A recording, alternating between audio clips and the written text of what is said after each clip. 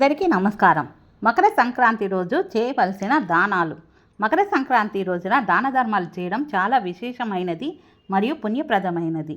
ఈరోజు సూర్యుడు మకర రాశిలోకి ప్రవేశిస్తాడు కాబట్టి ఈ దానాలకు ప్రత్యేక ప్రాముఖ్యత ఉన్నది. నువ్వుల దానం. సంక్రాంతి రోజున నువ్వుల దానం చేయడం అత్యంత శ్రేష్టమైనది.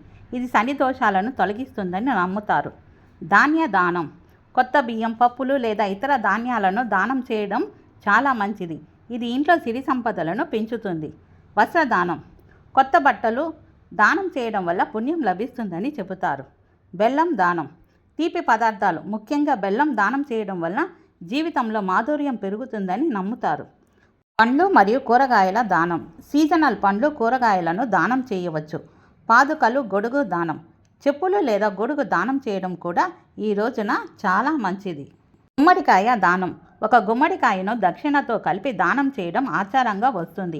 దీనిని గుమ్మడికాయ దానం అంటారు. ఇది సకల శుభాలను చేకూరుస్తుంది.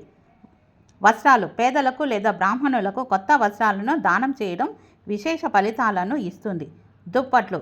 చలికాలం కాబట్టి పేదవారికి వెచ్చని దుప్పట్లు లేదా కంబళ్లను దానం చేయడం వల్ల అనారోగ్య సమస్యలు తొలగుతాయని నమ్ముతారు.